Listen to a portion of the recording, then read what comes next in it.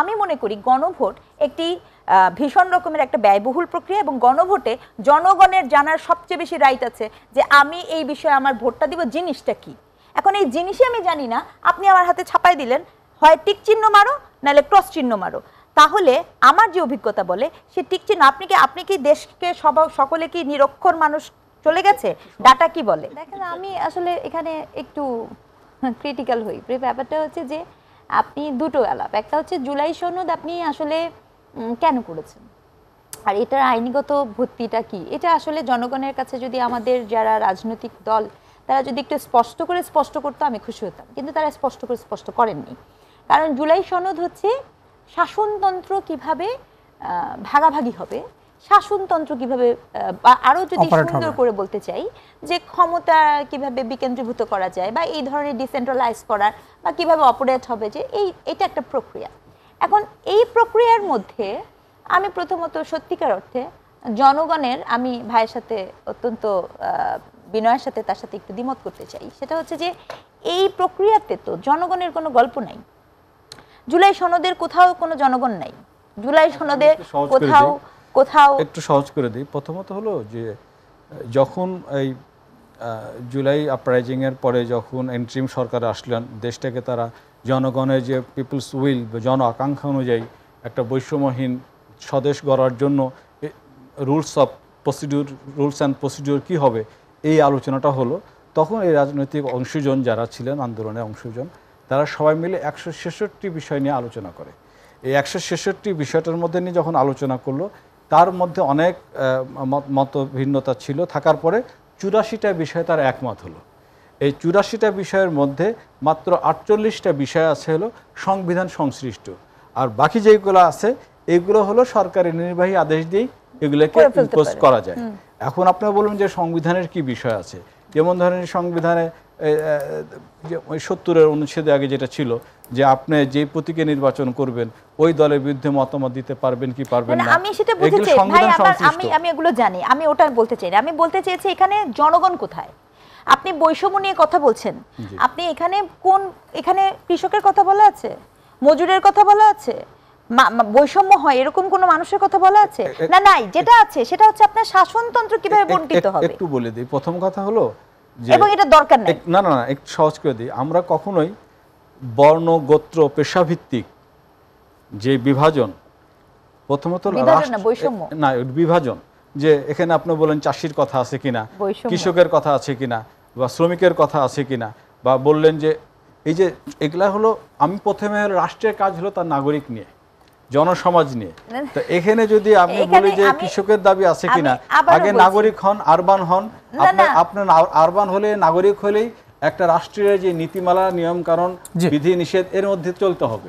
সেই জায়গাগুলো মূলত রিফরমেশনের জন্য যায়। আমি আবারও এখানে ওই যে এগেইন আমি ডিসএগ্রিটা করছি, কারণ এই সনদের প্রথমে একটা কথা বলা আছে, বিদ্যমান সংস্কৃতিতে বলা আছে বাংলাদেশে বসবাসরত সকলেই বাঙালি।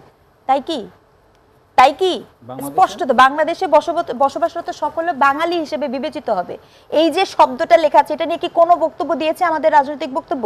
বাংলাদেশে বসবাসরত সকলে কি বাঙালি? আপনি সনদটা খোলেন, সনদটা খুলে তিনের ধারাটা একটু দেখেন, দেখে বলেন। এটা নিয়ে কোনো আলাপ হয়নি। অর্থাৎ যে সকল বিষয় সরাসরি নাগরিকের অধিকারের সাথে কনফ্লিক্টেড, সেই বিষয় নিয়ে আপনি আলাপ করেননি। আলাপ করেছেন কি নিয়ে? আলাপ করেছেন শাসনতন্ত্র, ক্ষমতায় প্রধানমন্ত্রিত্ব, 100 যে কত ধারাতে না ভোট পাশ হলে কি হবে, আপনার সাংসদ কি করবে, এইটা আপনার এই যে আলাপ। আমি একটু উইথ ডিউ রেসপেক্ট, আপনি একটা মিডিয়াতে আপনি একটু জরিপ চালিয়ে দেখেন তো, আমজনতা বিশ্ববিদ্যালয়ে যে জিজ্ঞেস করেন আর তুমি জুলাই সনদ সম্পর্কে কি জানো, সে হা করে আপনার মুখের দিকে তাকিয়ে থাকবে। আপনি এখানে মাছ বিক্রেতাকে জিজ্ঞেস করেন, আপনি তো গণভোটে যাচ্ছেন, রেফারেন্ডামে যাচ্ছেন, তাহলে গণভোট আমি বুঝলামই না, আমি জানলামও না। হ্যাঁ, এবং আজকের যে সমন্বয় সভা ছিল, আপনি বলি আজকের সমন্বয় সভায় এই বিষয়গুলো আলোচনা হয়েছে। যে আপনি যেটা বললেন জুলাই সনদ সম্বন্ধে জনগণ অবহিত না, শহরের শিক্ষিত লোকটাও জানে না।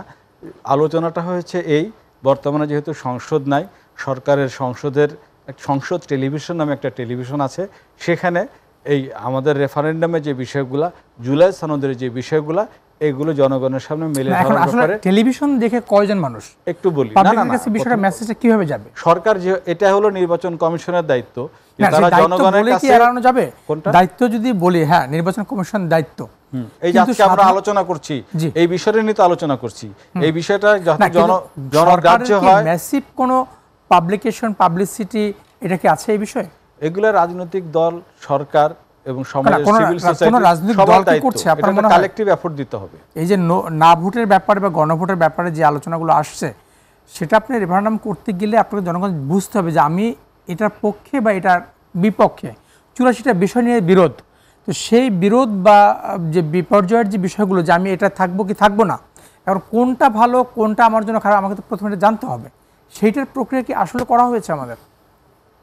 আমার তো মনে হয় যে মানুষ আমরা যেভাবে ভাবি তার থেকে অনেক বেশি অ্যাওয়ার্ড, অনেক বেশি জি, জানাব। সচেতন। আমি আসলে একজন গবেষক হিসেবে এরকম ভাবে ভাবছি না, আমি খুবই দুঃখিত। কারণ আমার কথা হচ্ছে যে মানুষ এই সকল বিষয় থেকে তার জীবনের যে নাগরিক অধিকারের কথা বলছেন সেগুলো নিয়ে বেশি কনসার্ন, আগে সেটা সে নিশ্চিত করতে চায়।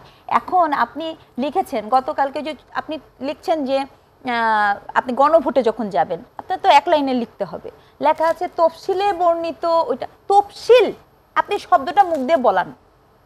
আপনি তো গণভোটের কথা বলছেন ভাই, তাহলে তো সেখানে তো আগে আমার গণভোটটা তো বুঝতে হবে। আপনি দিলেন 18টি যে সিদ্ধান্ত হয়েছে তার সাথে কি আপনি একমত? 18 সিদ্ধান্ত কি এটা কি আমি জানি? আর সবচেয়ে বড় ব্যাপার, আমি সনদ নিয়ে ভিন্ন প্রসঙ্গ, সনদ হতেই পারে, সনদ একটা অর্ডিন্যান্স।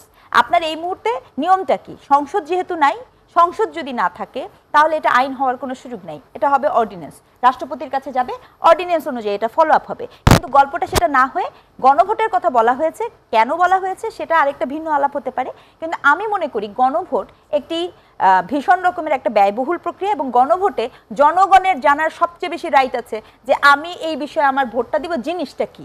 এখন এই জিনিসই আমি জানি না, আপনি আমার হাতে ছাপাই দিলেন, হয় টিক চিহ্ন মারো নাহলে ক্রস চিহ্ন মারো, তাহলে আমার যে অভিজ্ঞতা বলে সে টিক চিহ্ন, আপনি কি দেশকে সকলে কি নিরক্ষর মানুষ চলে গেছে? ডাটা কি বলে?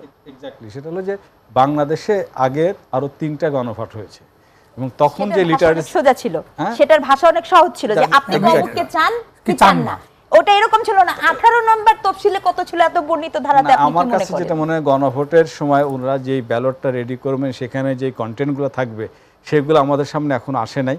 এই কন্টেন্টটা তৈরি করবে নির্বাচন কমিশন। এই জুলাই সনদের যে ধরনের রিকমেন্ডেশন রয়েছে এখান থেকে আসলে যেটা করবে, যদি ধরি আমরা করবে, কিন্তু এই যে বিষয়গুলো নিয়ে আলোচনাগুলো আজকে এই পর্যায়ে এসে দাঁড়িয়েছে, সেখানে এই জটিলতাকে, যেখানে বিভিন্ন বিশ্লেষক, বিশেষজ্ঞ, গবেষকরা বসে সমাধানের পথ খুঁজে পাওয়া যাচ্ছে না, সেখানে একজন সাধারণ মানুষ, একজন চাষি, একজন মজুর, উনি কি করে এই এক পাতা বা 2 পাতার মধ্যে উল্লেখিত জিনিসের সিদ্ধান্ত এবং ওই স্বল্প সময় ভোট কীভাবে দিবেন? আমার কাছে যেটা মনে হয় জনগণের সম্বন্ধে আমরা যেভাবে একটা ওই মানে ক্লাস কনফ্লিক্টে ভুগছি, শ্রেণী সংঘাতে, যে আমি গবেষক বা আমি এডুকেটেড, সাধারণ লোকজন জিনিসগুলো বুঝে না, সাধারণ লোক আমাদের থেকে আরো বেশি জীবন ঘনিষ্ঠ, তাদের জীবনের টানাপোড়েনটা কোথায়, নীতি কৌশলে কোন কোন জায়গাটা তারা আটকে যাচ্ছে, এগুলো তাদের জীবন অভিজ্ঞান দিয়ে তারা আমাদের থেকে আরো বেশি অনুভব করে।